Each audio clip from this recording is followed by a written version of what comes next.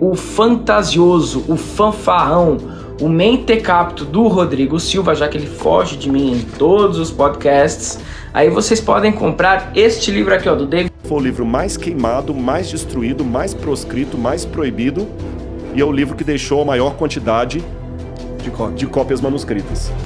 Crente ligado, o Coisa Ruim está doido para destruir o cristianismo, tentando mostrar que Jesus é uma farsa. Misericórdia, crente ligado. O Harry Potter cabeludo veio a público e confrontou Rodrigo Silva dizendo que Jesus não existe. E o recado foi direto mesmo para Rodrigo Silva. Essa eu quero ver em crente ligado. Esse filho da perdição está ultrapassando todos os limites. Fique aí nesse vídeo e já vai colocando o bichão para correr. Sai da frente, Satanás! Olha, antes do conteúdo, se inscreva aí no canal e ative o sininho de todas as notificações. A maioria das pessoas que assistem nosso conteúdo ainda não é inscrito aqui. Não estou acreditando que você que está vendo agora não se inscreveu. Aí não vale, né, crente ligado? Nos ajude a crescer aí, poxa. Aproveite também para deixar um like e compartilhar o máximo que puder. Sem enrolação agora, vamos para o conteúdo de hoje. Crente ligado, preste atenção na fala do bruxo do TikTok. Veja com muita atenção e depois a gente vai para o vídeo do Rodrigo Silva. Essa treta está dando no que falar. Se liga nisso aqui. Todos nós sabemos, como judeus, que Jesus na verdade é uma falsificação do Império Romano, ok? Então, se você quiser combater o fantasioso, o fanfarrão, o mentecapto do Rodrigo Silva, já que ele foge de mim em todos os podcasts, aí vocês podem comprar este livro aqui, ó, do David Fitzgerald, Nailed, tá? 10 mitos cristãos que mostram que Jesus nunca sequer existiu. Ele é mais radical que a Lisa. Então, qual a diferença desses dois autores aqui? O David Fitzgerald, ele é um ateu completo e ele fala da não existência histórica de Jesus e comprova isso através desse livro, tá? Esse livro vai usar o próprio Novo Testamento para contrapor essa ideia da existência de Jesus, colocando os paralelos. Ele pega os evangelhos ali lado a lado e mostra as principais discordâncias. Eu acho bárbaro, porque ele faz isso com maestria. Já a Lisa, ela é um pouco mais mística. Então ela fala assim, olha, Jesus histórico realmente não existiu, mas ele é uma retradução do arquétipo de outras divindades antigas, de Krishna, enfim, de Horus e por aí vai, de Mitra. Então a Lisa, ela estuda mais os símbolos, né? Ela tem uma abordagem até junguiana. Já o David Fitzgerald, ele é aquele cara realmente histórico e vai trazer aqui todos os pontos que vocês precisam para rebater Rodrigo Silva e toda a sua corja, que fica entrando lá no meu território, né? Porque eu me considero um filho de Israel legítimo em terras brasileiras, porém me considero um filho de lá, assim como meus antepassados eram de lá. E lá todo mundo sabe que Israel suporta crente, mas Israel não tem nenhum tipo de relação, principalmente os judeus ortodoxos.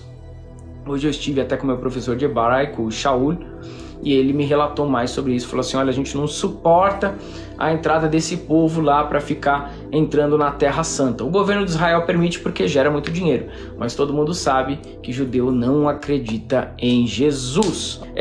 Bom, todo mundo sabe que o Rodrigo Silva e esses outros historiadores, né, da história de Jesus, eles vão alegar o quê? Que existem expressões narrativas ou ainda argumentações históricas do próprio historiador Tácito ou do próprio historiador Teutônio ou do próprio historiador Flávio Josefo. Flávio Josefo é o principal. Flávio Josefo é o que ele mais gosta. O Rodrigo Silva, o que mais gosta é o Flávio Josefo, né? Então, na época de Jesus, você não tem um único historiador ali do começo do século I, nascido junto com ele, com a mesma idade que ele, falando, olha que bacana, olha o que ele fez, né? E o pessoal cai nessa besteira de acreditar em Rodrigo Silva e nesses outros fanfarrões que se escondem de debates, cai na besteira de acreditar que Flávio Josefo era contemporâneo a Jesus. Flávio Josefo era 40 anos, nasceu 40 anos depois da morte do Cristo. né? O cristianismo já está acabando em várias partes do mundo, nós vemos ele dando seus últimos suspiros. Creio que daqui uns 20, 30 anos já esteja completamente derrubado e Jesus vai virar um símbolo como ele é, assim como outros símbolos, né? Assim como Krishna, assim como Buda. As pessoas podem até pegar as boas mensagens destes símbolos, mas lembrando que não há um Jesus histórico, ele é um arquétipo utilizado pelos romanos. Pois é, crente ligado, viu aí, isso é coisa do calça apertada mesmo. O bichão é o pai da mentira e não dá pra acreditar nesse Harry Potter cabeludo não. Agora veja essa fala do pastor Rodrigo Silva sobre a existência da Bíblia e tire a sua própria conclusão. Tácito, Suetônio, só para citar alguns. O que são isso? O que são essas coisas que você citou? Tácito e Suetônio, por exemplo, são autores romanos que confirmam a existência de Jesus de Nazaré. Da época, do primeiro século. Você encontrou esses textos. Sim, a humanidade encontrou esses textos. O Flávio José. O Tácito e Suetônio estão no final do primeiro século. Flávio Josefo está na segunda metade do primeiro século. Você tem outro também agora que eu vou lembrar. O Talmud babilônico. O Talmud também menciona Jesus. O que acontece? O problema é que o pessoal às vezes coloca a Bíblia como sendo uma coisa ridicularizada, é coisa besteira, é só crente. Eles pensam sempre no crente como aquele gado. Não é, gente. E vou mais além. Vou comparar Jesus com Alexandre o Grande. Eu, particularmente, acredito que o Evangelho de Marcos foi composto por volta do ano 50. Eu tenho evidências da papirologia, não vou destrinchá-las aqui por questão de tempo. Mas mesmo aqueles que colocam os evangelhos todos depois do ano 70, eu coloco como sendo anterior ao ano 50, 60. Mas mesmo aqueles que colocam os evangelhos depois do ano 70, os evangelhos estão distantes de Jesus 30 anos. Só que a biografia de Alexandre, mais antiga, está distante dele 300 anos. E dessa biografia de Alexandre, que está distante dele 300 anos, a cópia mais antiga que eu tenho está mais 300 anos na frente. Então, eu tenho que supor que essa cópia de 300 anos depois esteja fiel a última coisa que vocês ouviram e torcer para isso ser fiel à vida dele. Exatamente. Agora, os evangelhos estão distantes de Jesus apenas algumas décadas. E você pega o fragmento do Evangelho de João, o papiro, o P52, se eu não me engano, que é nossa, fugiu agora. Daqui a pouco eu vou lembrar. É um texto de João, do Evangelho de João, que data aproximadamente do ano 130. Ele está distante do original de João apenas uns 30 anos. Olha a diferença. Nossa, a gente fugiu agora. O nome do papel é o P... a gente tem um nome, acho que é o P52, se não me engano. A gente data, coloca o Jones Highlands, o nome vulgar dele é Jones Highlands, porque ele está na biblioteca de Jones Highlands, mas ele tem o número técnico dele. Nem a Eneida de Virgílio, nem os diários de Marco Aurélio, nada, nenhum livro foi tão perseguido, proibido e destruído quanto a Bíblia Sagrada. Foi o livro mais queimado, mais destruído, mais proscrito, mais proibido, e é o livro que deixou a maior quantidade de cópias manuscritas. É uma alçada de Jesus. Ah, não, com certeza não. Porque, inclusive, se eu não me engano, tem uma das profecias que diz: nenhum dos seus ossos será quebrado. E não conhecerá a corrupção. E nós temos evidências. Eu sei que muitos historiadores hoje negam a ressurreição de Jesus, pensam que é uma teologia, mas eu digo, com base histórica, a ressurreição de Jesus aconteceu e nós temos muitos elementos históricos para afirmar isso, a despeito do questionamento de muitos historiadores. Mas sobre a ressurreição? Sobre a ressurreição. Mas qual é o dado histórico que pode haver sobre a ressurreição? Claro que é uma questão de fé, para mim é uma questão de fé. A própria forma como os relatos evangélicos estão não demanda uma propaganda. Porque o que é uma propaganda? Uma propaganda, às vezes, você mascara, enfeita uma coisa para vender um produto.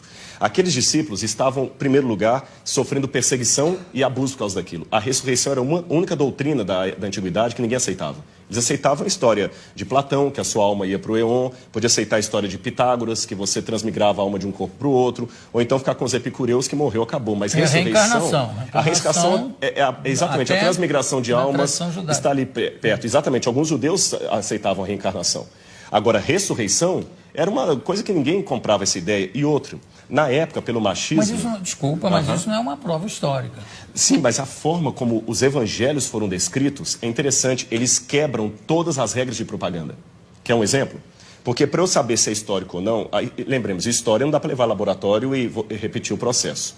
A forma como tratamos a história é diferente. Você olha um documento, e o que você considera uma prova histórica? Como ele foi redigido? Ele foi redigido de uma maneira histórica, com E, ou uma maneira de propaganda, ou uma maneira real. E os evangelhos, por exemplo, eles mostram que a primeira testemunha de Jesus ressuscitado foi Maria Madalena, que era mulher. O testemunho de uma mulher não era válido.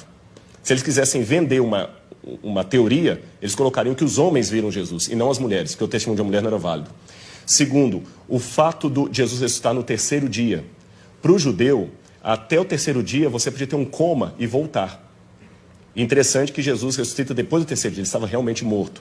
Outro detalhe... Mas ele não ressuscita com o mesmo corpo que ele morre, né? Mas é um corpo glorificado. Glorificado, mas ele tinha algo tangível. Tanto é que quando ele aparece para Tomé, o famoso São Tomé, o incrédulo, ele fala, Tomé, veja que sou eu que um espírito não tem carne e osso, toca nas minhas feridas. E depois ele pergunta, o que vocês têm para comer? Eles tinham peixe e favo de mel, e ele come com eles. Então é um corpo glorificado, é uma questão de fé, é claro, mas tem uma continuidade com um corpo humano. Não, tudo bem, mas tudo isso, desculpa, eu sou uma pessoa de fé, né? Entendi, claro. Estou aqui fazendo um pouco o advogado dele, que é o seguinte, tudo isso foi muito mexido, remexido na Idade Média, no primeiro imperador católico, Constantino. né? Constantino, inclusive as datas de carnaval, diz tudo para conjuminar, para juntar com as datas de feriados. Exatamente, pagãos. E também ele foi um pouco copydesk dos evangelhos, que tem uma opção de outros evangelhos que ele é que resolveu que não valiam. Na verdade, quando a gente trabalha isso, a gente trabalha com a crítica textual. A crítica textual se vale de documentação anterior a Constantino. Então nós temos fragmentos do Evangelho de João, por exemplo, John's Highlands, que data do ano 150, 170 antes de Constantino. Outro detalhe, Constantino era analfabeto. E os evangelhos apócrifos que começaram a surgir, os famosos aí, com todas aquelas histórias, eles não foram aceitos no cânon. E até contrário à decisão de Constantino, que Constantino queria que eles entrassem. Esse é um detalhe curioso da história, não foi ele que selecionou 4. Constantino não tinha cultura teológica, ele, o homem era analfabeto. Constantino permaneceu pagão até o final, ele pretendeu ter se convertido. Um político fantástico. E um último detalhe, nós temos uma informação que me chama a atenção. Flávio Josefo, um historiador judeu do primeiro século, que não era cristão, ele escreveu, Jesus Cristo, houve um homem, no grego está ginestai, um homem chamado Jesus, que foi crucificado, morto por Pôncio Pilatos, e segundo os seus discípulos, ressuscitou no terceiro dia e apareceu a muitos. Flávio Josefo nunca se converteu ao cristianismo, era um historiador judeu, e ele dá esse depoimento que a ressurreição era algo testemunhado. Esse texto é tão importante que alguns críticos falam, não, foi copista cristão que interpolou, que copiou. Porém, todas as cópias de Josefo que nós temos, inclusive uma cópia, uma tradução para o árabe, feita por muçulmanos, contém esse trecho. Então, do ponto de vista da crítica textual, é um texto autêntico, original de Josefo, também testemunhando a ressurreição. Claro, eu não duvido a autenticidade dos... Então, crente ligado, o que você achou dessas duas colocações? Comente aí a sua opinião.